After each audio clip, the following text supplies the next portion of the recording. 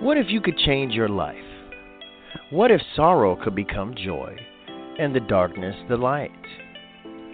What if you could heal not only yourself, but those around you? Well, you can. It's called alchemy. And these are the Alchemy Sisters. Join quantum karmic healer Jennie McDaniel and intuitive empowerment coach Mandee Elam for a magical journey into esoteric spiritual discussions. Brought to you by Heart Over Ego Radio. Hello and welcome to the Alchemy Sisters. You are here with Mandee and Jennie. Hey Jennie, how are you doing? Pretty good. How about you? I'm pretty good. I'm enjoying hot July on the East Coast. I'm lucky because I'm next to the beach and it's definitely been hot and humid, but I've been enjoying it. It's been pretty hot here, but it's dry, and I seem to respond to that dryness better. If I was in the east, I would be miserable, sweating, humid. Out west, it can be 90, 100 degrees, and as long as it doesn't go much over 100, I can handle that dry heat. I don't want to do yard work in it or anything, but no, it's a beautiful day here. The sun's out, and I'm looking at a beautiful mountain chain. Awesome. I love it. Well, with no further ado, we have a fun show lined up tonight. We have our friend Kaycee Flowers coming on, and she is absolutely incredible. She's an astrologer, intuitive, and what we like to call a shitposter. And we'll let her tell you a little bit more about that. Welcome, Kaycee. How are you? Hi. I'm so excited. We are honored to hold space with you. Can you tell our listeners and us a little bit about your magic that you share in the world right now? Yes, of course. I would say that my magic, as of right now, is a little bit unconventional, but my primary offering to the world and to the spiritual community is through Facebook groups. Specifically, I have a group called Love and Light Shitposting, which is an interesting kind of conglomeration of people who really do deeply care about spirituality and, you know, all of those good things, but who, what we call a shitpost, which basically has to do with producing content that doesn't have a prolific takeaway, if you will. It's just kind of content for content's sake or for laughing or for something like that. So through that, I think that we've been able to form some really fun friendships that have been really helpful to me and to the community. I love that. Mm-hmm. Do you want to talk a little bit about your journey with your shitposting groups? You said something behind the scenes about how you got it going maybe before you even cursed online. So do you want to talk about growing with your business, so to speak? Yeah, well, I mean, it was not something that I really actively sought out. It was something that actually it started out as a joke. So we were a part of another group that was an astrology shitposting group. And somebody made a comment that was like, this isn't Love and Light shitposting, because they were like complimenting each other or something. And the group creator of that group tagged me and said, no, that's Kaycee's group to make. And the first thing I thought is, I'm like, how can you combine these things at all? I honestly laughed the first time I even thought about it. I was like, okay, so we're going to use concepts of love and light, but then we're going to have this juxtaposition of shit posting. Like, how would that even look? So it was actually over a winter break, and I was just a little bit bored one day, and I was like, you know what, I'll just try it. Why not? And yeah, I typed in, Love and Light shitposting and just started a group, invited a bunch of my friends. And at that point, I still wasn't even like cussing openly online. I was very private. I think that I had kind of a different air to me than I do now. And I think through leaning into it and finding my own kind of contradictions in myself, like having that love and light side to me, but then also having that shit posting side, it's really allowed me to be fully authentic in a way I don't think I've ever been in my life. So now now I cuss online all the time. I love it. I love hearing that because you hear a lot of terrible things about the internet and how it would be a better space if we didn't have it. And I don't agree with that because I think there's so much information that can be had and growth. You found community virtually. And with COVID hitting like it is, we might step into that a bit more into the future because it's, we can connect with people that aren't near us, and then also we don't have to subject ourselves to other groups and what have you. Some places are hotter with the virus, of course, than others. But I love that you've done that. And when did you start that approximately, Kaycee? I started the group in, I believe, the end of 2018. So it's been a little bit over a year of having, well, I guess like a year and a half now of having that group. But I've been doing, like, especially on Facebook, I've been having kind of these community pages and stuff. My first one was Sacred Flowers, which I still post on today.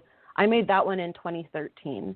So I've been doing stuff in this realm for a long time. The shitposting is a more new installment, but I think that it's my favorite one so far. I love your page. I'm always over there because I like to have fun and joke around, but I like to do it in the right context. And I have a lot of different people on my personal page, which has basically turned into my business page, which some of my clients are cool with that, and then some of them just don't need to see it. So I like having places where I can get an audience that's going to, not stone me, although I'll take some reefer from anyone who's listening. I'm kidding. But I don't need to be persecuted. Any of the free weed, bring it here. I'm teasing. But I don't need to be persecuted for my dark sense of humor and my funny take on sexuality and all life, for that matter. So I love it, and it did influence and that me. doesn't detract from you being a spiritual person either. In some cases, I think that it adds to it.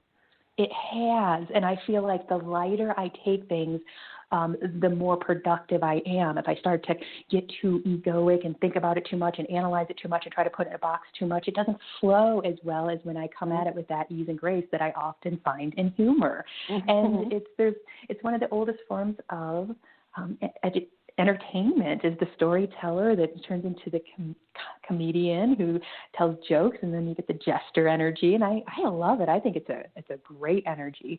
I'll be reading someone's tarot cards, and they'll get the fool, and I'm like, all these jesters and fools get bad raps. They are really the life of the party, and without that, we'd be drab and sad. Well, and just so boring. Boring. I mean, truly, it's like, I've really leaned into the shit posting and to that, like, form of, as you said, of storytelling, partially because I realized that I have been in this spiritual field for, a decade or so, and I realized that all of the content that I was consuming is mostly comedy content, and it wasn't spiritual. Like, I would find a new spiritual person, I would ask people, who's a good YouTuber to watch or something like that, and they would point me to it. And I mean, not to say anything bad about the way that they come at it, but for me, I was just kind of bored during it, and it's not something that I want to necessarily escape into. So I think that blurring those lines of spirituality and comedy, it allows you to have that kind of space, like you said, to go and to unwind and to know that you're around good company to do so. But, and bond over fun stuff, not just bond over all of the really heavy stuff that we go through all the time. No, because that reminds me of religion, and that's too heavy. We want lighter. Everyone's so trauma-based with Jesus and God half of the time, and we need a lighter space to balance out the energies of this definitely intense dynamic and dimension that we incarnated in. We need light. We need it to be lighter. So laugh. And people get real bent up, they'll take it personally and, they'll start being like, oh, this isn't funny. And we get that a little bit over at Horror Magic, people being like, well, this is in bad taste. And we're like, scroll along. It's art. Either you like it or you don't. Our intentions are 1,000% good. So if it offends you, that's your karma. Look at that for a second. Well, and that's the beauty of the internet. It's such a large place that, it almost makes me laugh at this point when people say that stuff to me, because I'm like, you don't have to be here. There's so many other places. There's so many different places that you can really benefit from online, that it seems so silly to me to hang out in the crowd that you don't like and continually talk about the things that you don't like about them. Yeah. It's like trauma bonding. It's not healthy. That's true. Yeah. Mm-hmm. One of my favorite things about the Love and Light shitposting group is it literally, like you were saying, it's silly and it's fun and it has a higher vibration to it because of that. And when people can get that humor and just, like Jennie said, laugh it off or break it up really quickly, it doesn't draw you into being that deep, because some people will see something and then fixate on it and then go into their own programming and associate with guilt or shame or, oh my gosh, we're causing harm and all these things. When really, if we just let ourselves be present, have that little laugh, move on with unattachment, we raise the collective vibration. That's such a good point. Yeah. And ultimately it is just that decision to scroll on from things that you don't like. And I think that, when I first talked to you ladies about coming on, one of my first ideas was, using the alchemy concept. I was kind of trying to think of how I use social media as a form of healing. And I think that that's a really big part of it is taking ownership of that you are creating that reality that you're living in. Like the things that you follow online, the pages that come up on your feed, you have to clean through those just like you would clean your room. Like every now and then, it's just, you're not going to resonate with the same things throughout the course of your life. And I think that there's a really big power in that, and in leaving those places that you find toxic, in finding new communities that you appreciate, or even in my case, starting them yourself because you weren't fitting into any of the other ones that you're finding. So there's just so many different avenues with using the internet for your own self-healing that actually one of my Facebook friends, she regularly kind of takes these social media breaks for her, her mental health. And I think that of course you should do that if you feel compelled to, but if you find yourself doing that over and over again, maybe you just need to clean your room a little bit. Maybe you just need to sign off of those things. That if you're always getting mad when you go on Twitter, maybe you need to stop going on Twitter. Or if you're always getting mad when you scroll through your Facebook feed, maybe you need to unfriend some people or put them on mute. There are plenty of nice little technical ways that you can not see what people post now without alerting them. And like you said, go through and clean a house. I very much dislike it when humans act so lazy about their existence. And I used to get this in massage therapy a lot. People be like, well, so-and-so massaged me like this. And I like this kind. Can't you do it like this? And I'm like, no, that's not the style I do. I can do some replication of it, but you're going to have to search for the massage therapist that gives you that. And they're like, but that could take forever. Why can't you just do it how I want? No, that's lazy. Go find something else that suits you. There are choices, and humans don't like to be bothered or put out, and they feel overwhelmed. So they're like, just change to my will. Women do it in dating all the time, as opposed to just finding a guy that resonates with them. They're just dating the loser and wanting to change. And I'm like, man, we got to stop doing that as humans. There's lots of choices out there. I know because I've been a healer for 18 plus years. Every kind of healer you can imagine, there's 1,000 of them, and you have to just kind of look at it like you would anything and discern what's best for you, and that changes. So I just went through and got rid of a bunch of groups that I had been in for like 14 years that don't service me anymore. In fact, some of them weren't even functioning hardly anymore. They were just a bunch of spam or something. So I was like, oh, shit, okay, let's get that out of there. And all my family are muted. I don't listen to their shit. But you know what? I connect with them on Facebook sometimes, and I go over there and can control my viewing of their shit. So I can go over and visit them or send them a message. But I don't need to hear their redneck views of things. I love them, but I just don't need to hear it. And that's okay. You can still be friends with someone and just mute them. Yeah. Well, I recommend it. I've been thinking, it's just so interesting that we are, as humans, it's like we expect other people to change so quickly while simultaneously holding some sort of belief that we can't change to accept them, right? They have to change to accommodate us, but we can't change to accept them. That's just so interesting. It's very human. Interrupting of the flow, right? Exactly. It is. It's very human. And I studied this a lot with the motivation coach Mel Robbins, and she talks a lot about like the 5-second rule to make decisions, and how if you have an impulse, say you want to go to the gym, and you don't pair it with actual life force to change that, to actually like take that step and make it happen, then the impulse goes away. 10 minutes later, you're like, oh, I should have gone to the gym. And we are on such autopilot all the time. And no matter how uncomfortable we are, we still find such comfort in that uncomfort and staying in autopilot. And then we put out all of our accountability onto everyone and everything else around us. And it's create quite the shitstorm. Yeah. Wow. Yeah. This is bringing up all sorts of, I mean, we were talking about the negative stuff on the internet. I wasn't planning on discussing anything like this, but. That's how spirit leads. You go, girl. Twice in the last year, I was like doxxed. Like they contacted my place of work and said that I shouldn't be working there because of a shit post that I made. Wow. It was really intense. But I mean, it's like, as we're talking about this, I'm just imagining, you know, those people who actually were doing that to me. And it's just sad. You know, it's like ultimately they have to be going through something like what we're talking about, like an inability to change themselves, like just a deep-seated unhappiness with something. And then I'm not sure who brought it up earlier, but it might be a form of trauma bonding. You might be right. To stay on these groups and just complain about them over and over. Like, why would you be using your spare time to do that? Exactly. And it's very interesting. I mean, the internet is like the world, in that there's a lot of positive things and there's a lot of negative things. And I just want to choose as much as I can. I'm going to choose to put positivity in my life, because life will always throw curveballs. You don't need to create more drama than life already creates. Energy alchemy, baby. That's what it is. Turning, what do they say, lemons into lemonade. You know, I was on your page. I came a little bit later, just a few months ago, I think, maybe about 4 or 5 months ago. So I was around for the second, I think, doxing that you experienced, because I remember seeing some posts.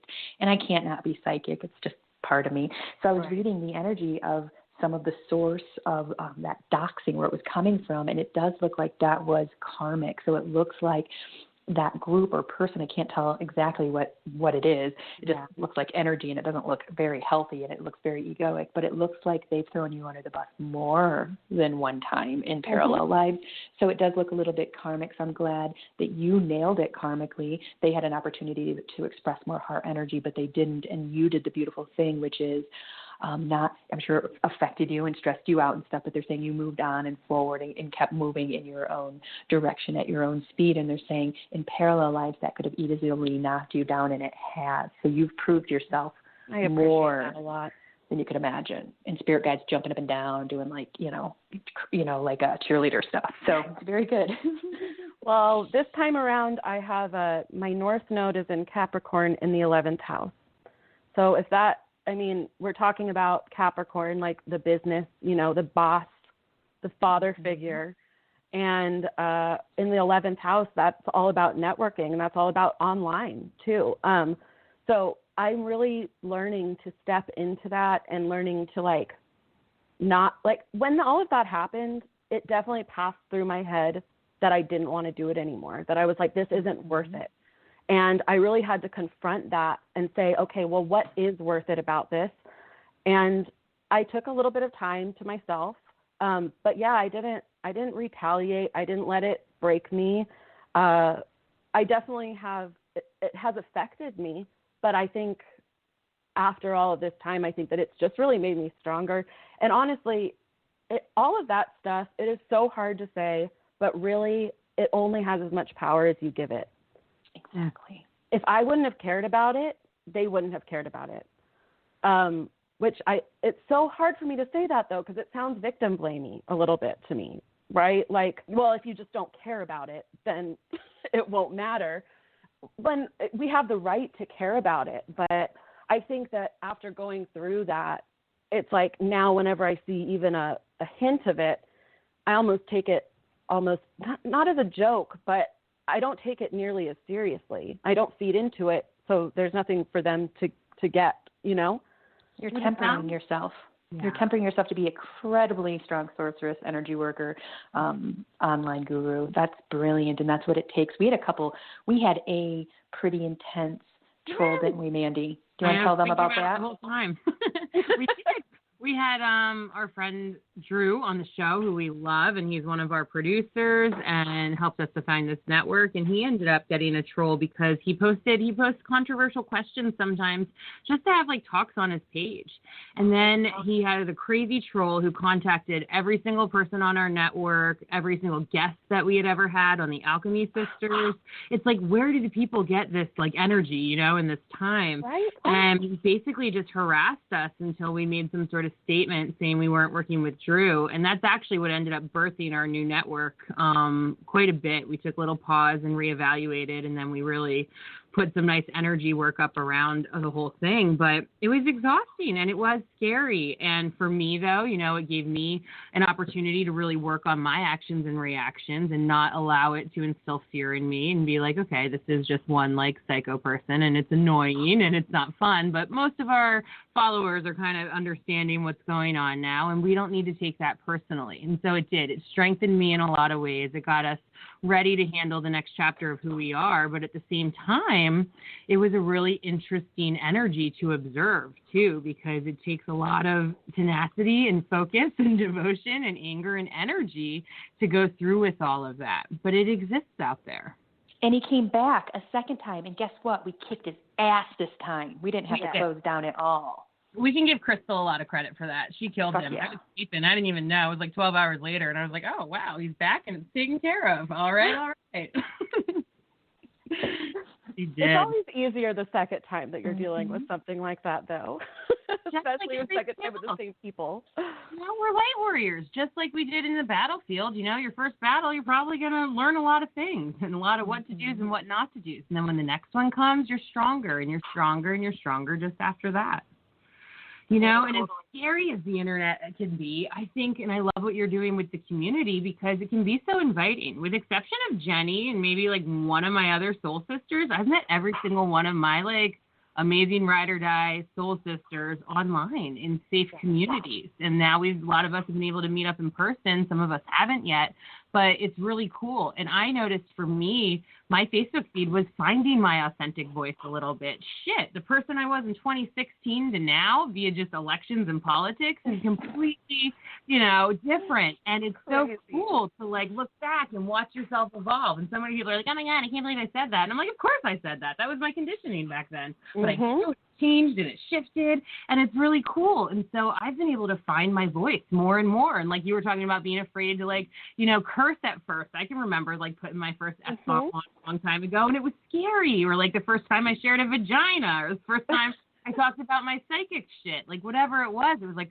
okay, my high school principal might see this. And I'm like, I don't know, I guess I like that ripping off the Band-Aid. So I was always like, I'm never going to delete anyone, and everyone like needs to just accept who my authentic self is. And I've kept that unless, you know, they like interfere. I can feel them sucking energy or being mean or whatever. Cause I'm like, maybe there's something out there for them. Who am I to say you can't be a part of it? Cause I think you might not accept me.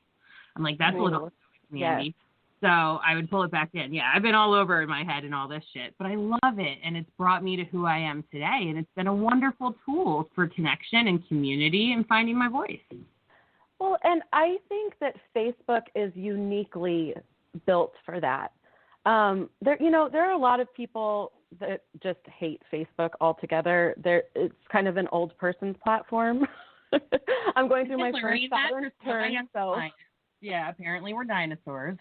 Yeah, but I think that it offers a very unique experience because it all comes down to your name. So there's no like username like there are on, you know, Instagram where there's these curated things. Look, it comes down to who you are. And a lot of us made Facebook when we were severely different from who we are today. And when you were talking about, you know, being nervous the first time that you cursed, then being nervous the first time that you maybe post like a sexy picture online. Like there's a real thrill to that, right? But it's frightening. And in a way, it kind of came to me that it's like kind of like coming out over and over and over again in a very personal way, and in a way that we haven't really seen, like in terms of history, right? Because like there's a lot of people who made friends. I have some friends on Facebook who I made when I first started it, and I don't think I've ever talked to them since, but they still know who I am. Even though we don't go to the same school anymore, we don't work at the same place, and they still see the journey, and they see how you become more and more yourself, hopefully. Hopefully, yeah. And I love being to represent that change, to show by example how if one wants to cultivate and change their constructs, ideas, and feelings, and maybe even personality on some level, they can. They can evolve. We don't have to stay the same. I'm from the Midwest, grew up in the 80s and 90s, and they thought I was crazy because I didn't want to just get a job and stay there till I retired. They were like, you have these big aspirations, you want to leave here? What? You don't want just security? I'm like, oh, I want security, just not in a factory in a trailer. And again, nothing wrong with that, for God's sakes. I just didn't want it. Right. And so really have to break down a lot of social constructs coming out, so to speak. And you can come out. I like how you said it. It's like coming out over and over again. It's layers of coming out. First for everything, right? First time arguing with family online. I can remember the first time that I actually didn't just keep taking it and I spouted. And guess what? They don't give me shit anymore, that group. So I did find a voice on Facebook, and maybe it was behind a screen, but now I'm out in front of people and doing podcasts, and it grew. So it's a wonderful place to build your courage. Now, because I didn't grow up with the internet, and I didn't even get into it until later, I was probably like 30 when I got Facebook. And I'm 42 now. Well, maybe I was a little younger. Anyway, maybe I was 28 or something. Any which way, I didn't grow up with it. So I didn't really know how to, and I'm a psychic, so I didn't know how to manage everybody's energy coming at me like that. I'm used to being around 6 or 7 people at once, but I really had to warm up to the internet and kind of be able to manage my energies around it. And when I hear, I think I've heard you both say it. You say there's a lot of bad in the internet, and of course there's a lot of good. I don't know if I've been exposed to a lot of the bad beyond that troll that we had, but I just figure you can get that anywhere in any walk of life. So do you want to share with me some of your bad experiences online? And I mean, doxing, of course, is bad, and that's definitely not pleasant. But are there some scary situations you've gotten into, or some? I know that our troll put Drew's information on the dark web. Now that can get scary as shit. Yeah. The time that I was probably the most scared, I actually did call the police one time, so I would have to cite that time. It was just some random person who said that I was fat. This is a really normal thing for me. I don't know why people I'm serious. I'll probably get it once every 2 or 3 months, where I'll have somebody inbox me and say how dare you say this? You're a fat cow or something. And I'm just like, oh, okay, thank you. So I don't remember why, but it was definitely during the pandemic because I had a lot of extra time on my hands. So I got this troll in my inbox, and I kind of started saying, not egging him on, but it sounds bad, but everything I do, I always kind of think it's content. So I imagined sharing these screenshots with people, right? So I was kind of making jokes, kind of doing all this stuff. And at the end of it, he said that he hopes that somebody gets my address and kills me. And I was like, whoa, wow. Well, that escalated quickly. So I did call, actually. My friends told me, you should call the police. And I was like, I guess. So I called, and they were like, yeah, there's not really much that we can do about that. Let us know if anything happens. But, yeah, I would say it's just that was the scariest time. But more so, it's just people who kind of tell me how I should be running my groups. I think that that's more common. So I'm doing another group called The World Now, and we really try to keep that place so that way people can share any kind of political opinion that they want. And as you can imagine, that can get sticky really fast. So I've had people say that because I because I don't restrict someone's speech, that I am endorsing that viewpoint. I've had that happen quite a few times. And I'm like, just because I don't take it down doesn't mean I agree with it. But just a lot of kind of conflating or misinterpreting my intentions, I would say, is probably, that happens more often than any kind of like scary or, you know, really negative experience. I'm trying to think of anything else. I don't think that. That's like the biggest part about coming out of your spiritual closet and seeing your truth. It's like mostly the fear of judgment and what other people are going to say. Well, yeah, and when you're getting that judgment for yourself, but then you're also getting that judgment for how other people are also handling themselves, it gets to be a lot. A lot, and that ends up making you quite a master after a while, you know, handling and studying all of this energy. It definitely has been interesting.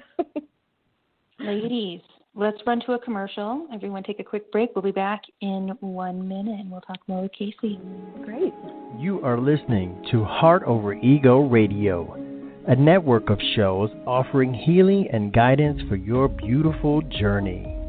Tune in on Mondays for the Alchemy Sisters, 4 p.m. Pacific, 7 Eastern. Tuesdays, tune in and tune up. Body Awareness and Self-Care, 11 Pacific, 2 p.m. Eastern. Wednesdays, One for All is Love, 1:30 Pacific, 4:30 p.m. Eastern. Thursdays, Unbound with Cynthia Martin, 5 p.m. Pacific, 8 Eastern. Fridays, The Witching Hour with Greenwich Village and the Alchemy Sisters, 11 Pacific, 2 p.m. Eastern. And on Fridays, Rain Radio, 10 Pacific, 1 p.m. Eastern. Saturdays, Creating Heaven on Earth, 11 Pacific, 2 p.m. Eastern. And Sundays, Everyday Psychic Radio at noon Pacific, 3 p.m. Eastern. This is the Heart Over Ego Radio Network. Just like the man says, this is Heart Over Ego Radio. We're a network full of shows, always bringing new ones on, shifting through, getting rid of some old ones. Everything kind of has a shelf life, so always check in. We are always moving around, bringing new stuff on, changing things around. We appreciate you for listening, and this is the Alchemy Sisters, and you're here with Jennie and Mandee, and our very special guest, Kaycee Flowers. Kaycee, what do you do during the day for work? I know you're a master of the shitposting groups, and I know that you are an incredibly intuitive individual, and you make great videos, but what's your day job? I actually have a day job also in spirituality, so I feel very blessed for that. I work as the marketing coordinator for Learning Light Foundation, which is Orange County's largest and oldest spiritual center. So I get to do more internet stuff also for my day job. I manage all of their social accounts. I do like the emails, I do like kind of all of the PR marketing kind of stuff for them. So yeah, I count myself very lucky to have that position. Can you tell us the name of that organization one more time? I want to find them. It's Learning Light Foundation. Awesome. It's in Anaheim. It's very close to Disneyland. So I always joke that if we ever can go to Disneyland again, that you can stop by and say hi to us too. So cool. So that puts you in California. You live in California. I do. Yep. Southern California, born and raised. So I don't know what snow is. I don't know what winter is. Mm-hmm. I know what heat is, and I know what summer is. Have you ever visited like Colorado and gotten to some snow, or not at all? Oh, I've visited, but not for very long, actually, now that I think about it. It was more of like a, weekend trip or something like that. I've never really lived in the snow. Mm-hmm. Yeah, I'm from Michigan, and I got plenty of the snow, so I don't need any of that. I'm not a skier or like a snowshoer or anything like that, so I do not miss the snow. I did, however, live in Colorado, which is fantastic, but a bit cold, so I just moved one state down to New Mexico, which gives me everything I want. No snow. If we do, it's like a little dusting 1 or 2 times. It's real pretty, and you take pictures, and it's gone. And then, of course, we get the dry, beautiful weather here. And big spirituality in the southwest corner here. My connection to the aliens have like quadrupled since I've been in the Really? Southwest. It's incredible, and I've been taken on like visual journeys like I've never been taken on so far with the connection here. And I have a friend who I made friends with her well before I moved here. I think I was living in Chattanooga years ago when I met her. Her name's Donna Carroll. We've had her on the Alchemy Sisters several times, and she's a channel, and she's here in Albuquerque. So I met her for lunch, and she told me that there is a selenite line from a place in Mexico that comes all the way up to Santa Fe and probably past. So there is an actual very heady, in fact, crystal that runs along this line. And I'm in between Albuquerque and Santa Fe, and it's magical. I mean, we have wild horses that come to our yard. It's an incredibly interesting place. It's almost like a time warp, and I love it. Selenite. See, I visited New Mexico when I first moved to Colorado, probably in like 2013, 2014. And I'm, as we know here on the Alchemy Sisters, much more of a water soul and the queen of the north. I love the snow. But I felt lit as fuck in Santa Fe. And I'm like, what is this place? And how is my energy responding? In all my pictures, I had the biggest smile on, and I relaxed so much, and it was absolutely incredible. And now I know that there's selenite under there. Wow, that's amazing. A lot of psychics live around here, and then you can just skip over to Arizona and you can hit Sedona, which is another hot spot with vortex and magic. And then, of course, you can Colorado's got all kinds of magical vortexes, one of which is in Manitou Springs, which is just about 5 miles west of Colorado Springs, and it's a really trippy little psychic weed crystal town. And of course, I loved going there when I lived in Colorado, and I always daydreamed about doing work there and what have you. I just never got around to it. But that is another time warp that I found out west here, is that city Manitou. There's this really fucking trippy 1940s arcade, and you walk in and you can't tell that you're not in the 40s. It's weird. And I brought it up to my business partners who I work with over at Horror Magic. And Sarah's like, you're never going to fucking believe where I'm looking at land right now while I talk to you guys. I'm like, Manitou Springs. She goes, we're going to build there, I think, or something like that. I can't remember what the stipulation was, but she was looking legitimately online to buy some land in Manitou. And then my other business partner, Leslie, sends me this picture of her in that arcade on different toys in there and like little things, little, mechanical things that are in there. And she goes, I can't get enough of this city. And I'm like, holy shit, it is a vortex. So if anyone gets a chance and you're out in the Southwest area or in the Colorado area, try Manitou Springs. It is cool. You walk up and down the street. There's psychics just set up in little buildings. There's psychics everywhere, crystal shops, weed being smoked. There's like all kinds of cool things to look at as far as art. It's a pretty cool town. And then, of course, Sedona is just magical. So I'm pretty lucky out here in the Southwest. I tried California. I was in the northern part in Calistoga, just north Napa Valley, and it's a bit too rainy for half the year, and then it was super dry the next part of the year. I thought that the contrast was a bit much for me, and plus my boyfriend was like, I'm selling my space here, 14 acres or whatever in Napa Valley. We're going to go somewhere else. I'm like, how about New Mexico? He's like, I love it. So we bought a house here. So I did try California. It just wasn't my favorite place, but I think I'd dig on where you're at a little bit more, Kaycee, a little bit drier. Yeah, it's a little bit, we have very intense temperature changes just through the day. That's something that I didn't even know was that big of a thing until recently, and somebody pointed it out to me. They're like, yeah, it's not normal for it to be 102 during the day and then like 61 at night. And I was like, oh, what? That's what I'm used to. Like, that's the best part of the summer is the summer nights, because you can get some reprieve. Have you ever been to Mount Shasta? I haven't. I went a lot of places in that Northwest area when I lived in Napa Valley for a year, but I did not make it to Shasta. That was on the list, and I just never got a chance to make it. Have you been? Yes. So they say I still haven't been to Sedona. That's on my to-do list after quarantine. But we went to Mount Shasta. My partner's actually from there. So we went back up there, and they say that it's the root chakra, I believe, of the world. I don't know where exactly they get that, but it's another vortex spot like Sedona is. Mm-hmm. And I wasn't there for like long enough to really see if it, substantially changed my perception of things. But I can say that just the energy was so much crisper there, and everybody was so nice there. I was just like, okay, there must be something going on with the energy because everybody is just so sweet. It's a small town. It's a very small town. Mm-hmm.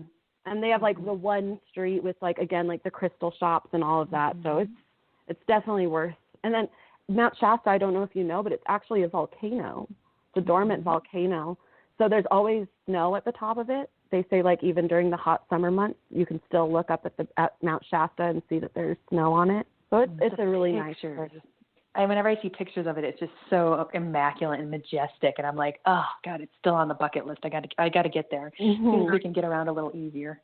Right. They're always showing all kinds of light and violet flames coming around it. And just earlier today, I was reading that Mount Shasta and the Chalice Wells in Glastonbury are the only places where the Michael and Mary ley lines actually cross.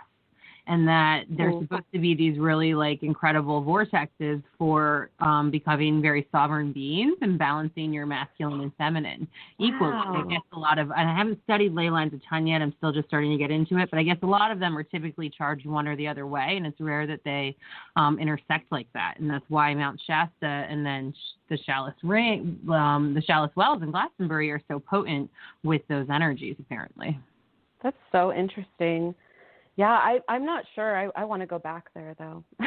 Spend a couple more days there and just meditate, download, go camping out there or something. That might be something you can do depending on traveling and what have you, if you feel comfortable with it. That might be something you could do even during quarantine, maybe when it gets a little well, I guess it's probably a little cooler up there, but it still gets pretty smoking hot in California. And it's the pretty north area, so it might be a little warm to camp, but who knows? Yeah, it'd be wonderful to go up there and get a feel of that. I had a good friend who I met in Colorado.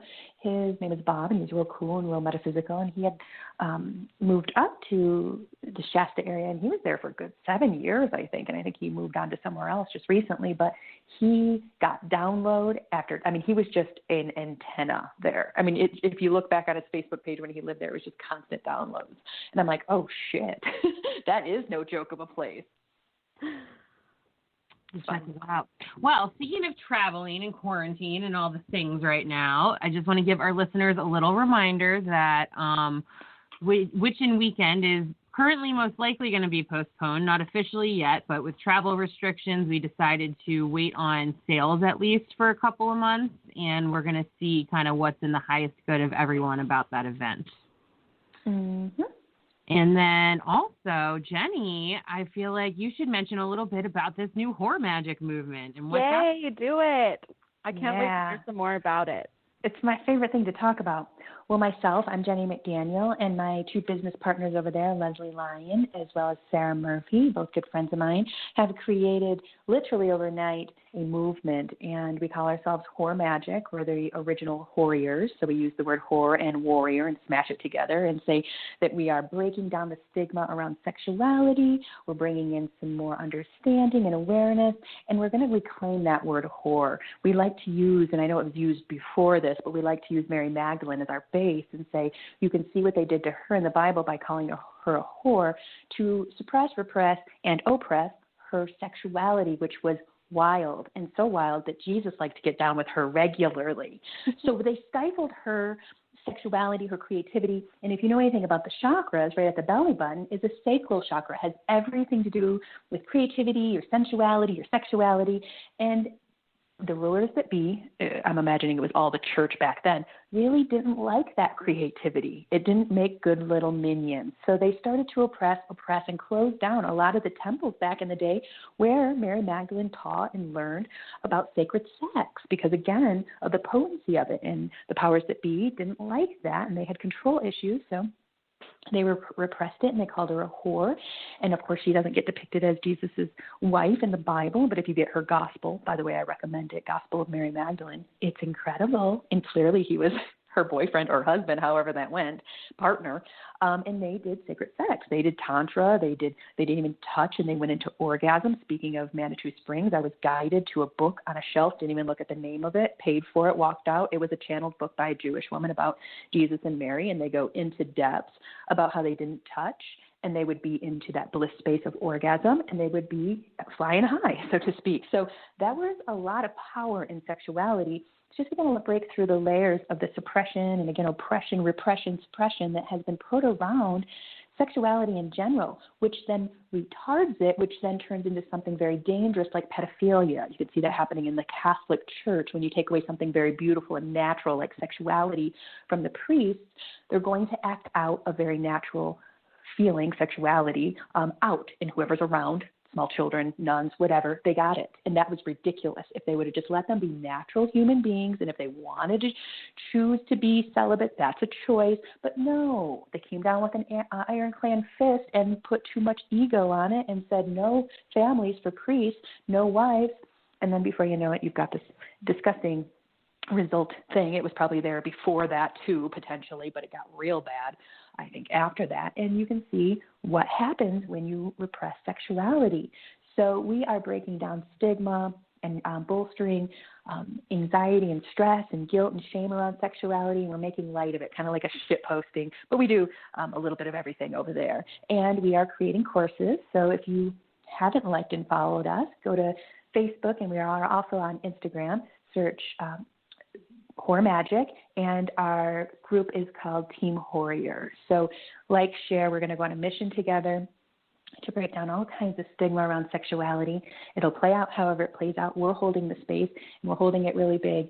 And our other intention is to attempt and do our best, make our biggest dent in ending child trafficking.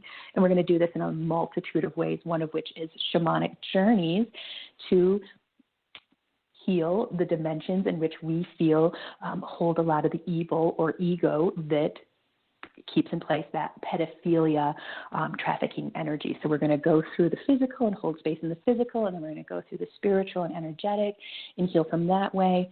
And we're going to call our army the White Buffalo Army, and we are going to join forces. And I have people reaching out left and right wanting to join up and put their helping hand in. So if anyone has some ideas, we're always open, and we're taking everyone's, again, helping hand, and we're going to do this together. And we plan on having, again, courses of all sorts, some free, some paid. And then we're also going to be doing group meditations where we do that shamanic journeying into parallel existences or dimensions, however you want to look at it. And we fight straight evil or ego with straight light energy. So you want to be a part of taking down evil at its roots and all the way up, you join us. We're going to do it. That is so great. I love that work.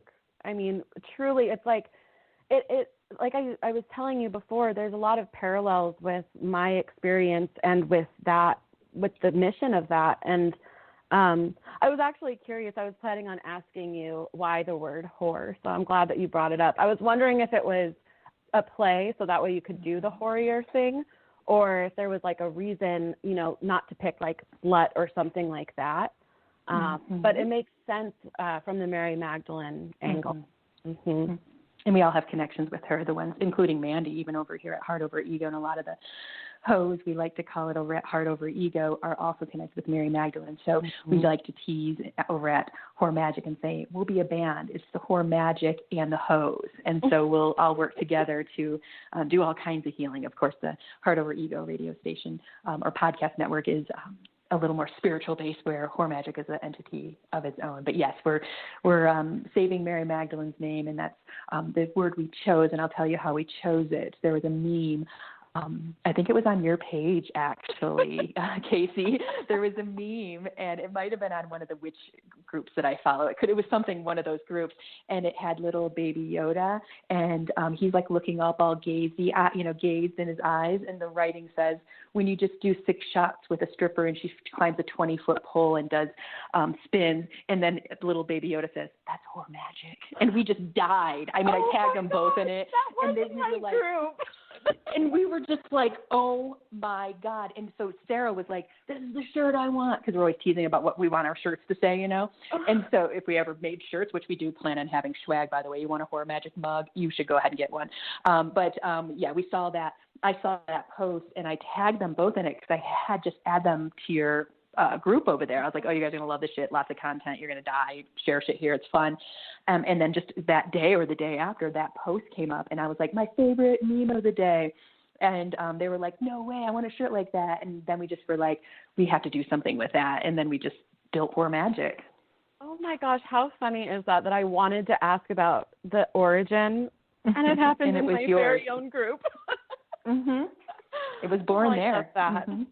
So that's Horror Magic. On our group, we have Titty Tuesdays. So that's our Horror Magic over there. That started out as a joke. Same as the whole group, really. But it started out as a joke to be like, oh, let's, appreciate our flesh prisons that we're in. And so we called it Titty Tuesday, and the people just ran with it. That has been probably the longest running installment of anything that I've made. If I forget that it's Tuesday, a member has remembered that it's Tuesday. And so we we like to lift each other up. It's so great, though. I mean, really, because there's no, body shaming. We like titties of all genders, of every walk of life. We want them all. And it's kind of fun. I mentioned it earlier, but there's a real thrill to posting something, a little naughty, a little risky. And I'd like to think that we have kind of a safe space to do it, even though it is a shitposting site, which is interesting. Because sometimes you would imagine that maybe the people are being extra rude, but I don't know. Everybody really bands together and just lifts each other up. It makes us feel more vulnerable, more connected. It's interesting. And like I said, there is a parallel there. You guys have this really great output of that energy and directing it to, healing such horrific sexual deviancy. And really, I completely agree with you that it stems from oppressed sexuality. And so being open about that and being honest and talking about it and sharing pictures with each other, I think is very liberating, and it also does wonders, again, for speaking to that authenticity point. I mean, it really does wonders to make you, I think, feel very authentic, and just gives you a little natural dopamine boost every Tuesday. It's so cool. I'm sorry, Mandee, I'll go real quick and then you can. I appreciate your shitposting group for that exact reason. You would think shitposting people might be snide and rude and crude, but that is not the case. And you would think maybe the same thing over at Horror Magic, a bunch of perverts and stuff. We haven't even had a pervert. We had a guy who kind of bordered on it, checking his boundaries, and everyone just put him in his place. The administrators didn't even have to come in. Everyone was like, that's bullshit, dude, or whatever they were doing. Isn't that amazing when that happens? Mm-hmm. When the group does what the group does. It's amazing. And when you find out about something afterwards and you're like, they didn't even need me. And it's got a mind of its own. Time. That's beautiful. That's that creating community aspect, when you put people together who, are like-minded and heartfelt or have similar visions, it can be any type of group, they're able to hold one another. And, that stepping out of your closet aspect of all right, this is what I believe or what I think, you might get a hater or two, but then you might get a whole lot of other people that back it up, and it gives you yourself permission to feel safe to do that. And to probably just gain more confidence overall after it happens. Right. Well, and what's interesting is that we definitely get weird people that do come through. But what's interesting is that we also meet that with light for the most part. So we really don't ever get upset at somebody for crossing a boundary. But what we'll do is we'll lightly make fun of them. So we'll do what is it called? Copy pasta. Have you seen that, where it's every other letter is uppercase, lowercase, uppercase, lowercase, and then there's emojis through everything. So that's one way to mock somebody and to establish a boundary, but to do it through humor rather than to do it by, slamming down on the group and saying this absolutely cannot happen. We also make light of it that way. I've had, it's happened before where a guy will kind of come into my DMs and be a little bit forward, and I'll straight up tell him, I'll say, if you do this on the group, just know that we might call you out publicly. And they will continue to do it, and then we call them out publicly.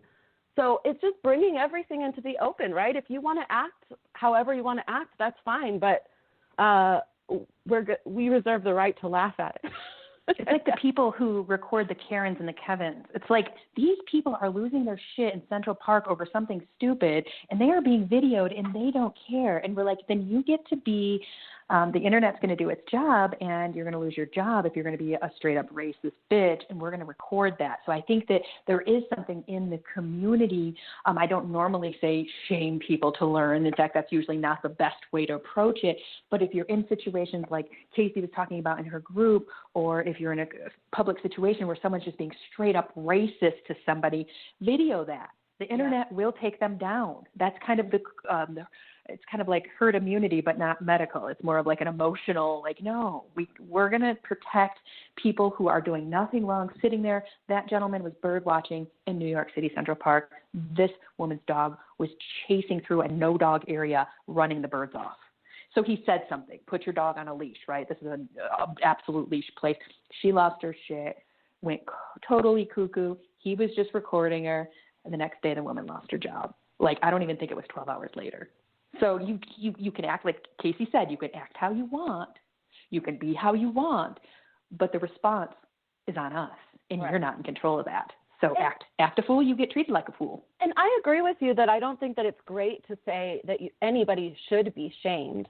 Mm-hmm. But that being said, and again, this is overlap with that horror magic, mission, is if you are, I'm sorry, I just totally lost my train of thought because I started thinking about your horror magic mugs and You're how talking about shame. Oh, yes. So I think that it's shifting where the shame is going, because ultimately it was being internalized by us as women, like a lot of the time. Whereas if we just shift that shame and we don't say, oh, it's not what I was wearing today, it's about how disgusting that was that they said that to me. Mm-hmm. It's shifting. It's not, maybe it's a matter of alchemy as well. Like you said, like energy can't be created or destroyed. So that feeling is going to go somewhere. So put it on the person who created it, not on the person who attracted it. And the person getting it dished out on them might not have enough strength in that moment, because most of us don't, to defend themselves. And that's when the herd can come in and say, you don't pick on this person. You're the dick. You're the problem. There's been a lot of like that's not the right word, but there's been a lot of instances where, rapists get off on terms of the criminal charges, but then they're persecuted from the people that are around them online through shame. And I feel like that in some ways is some of the only thing that the victims get, justice that the victims get. So I'm not opposed to shaming in the right situations. You just beautifully introduced my newest project that I'm working on. I grew up in Vermont, and I have a couple of close friends and myself who've experienced lots of different forms of abuse growing up. And we're starting a new show and creating a new community called Seen and Heard. And in that, you're able to share your own stories and the things that happened, and you'll be met with releasing guilt and shame. But also, if you are being harassed or attacked, or, you're getting those messages like you got online, saying someone should kill you yourself, or if you're in an abusive relationship, we're going to post them in there. And allow it to be seen and allow it to be heard. And sometimes I think in order to flip things, just like we're flipping the horror, that's like we're flipping the word horror, we have to flip the energy of shame. And sometimes I think that we can make it a lot more powerful than it is externally, because it's creating such damage internally. So, I'm going to experiment with it and we'll see what happens. And ladies, it goes so quickly. Kaycee, give us a few seconds to tell us how we can get a hold of you. Yes, of course. So right now, the best way to get a hold of me, honestly, is just to add me on Facebook. I have new stuff going on all the time. Kaycee Flowers. You can also find me at Love and Light Shitposting. Right now, we're in Thirsty Leo season. It changes every 28 days, but you can always find us at Love and Light Shitposting, as well as my Facebook page, Sacred Flowers, and my YouTube channel is Kaycee Flowers. I'm posting every week or so about spirituality and astrology. And your name is spelled Kaycee. Yes, thank you. Yeah, Kaycee, and then Flowers, just the normal spelling. How it's spelled. Everyone, this is the Alchemy Sister, and it has been a pleasure. Go ahead and go to any major podcast app and search Heart Over Ego Radio. You're going to find all of our shows. You're going to get an earful. Go ahead and search our sister station, Third Eye Political Radio, plethora of shows over there. And find me on Apple Podcasts. I think we're at Whore Magic. We got a podcast over there. And go to Facebook and search Alchemy Sisters as well as Whore Magic and Heart Over Ego Radio. And you can find us over at Instagram too. It's been a pleasure. You've been here with Jennie, Mandee, and Kaycee. And until next time, we bid you adieu. Bye.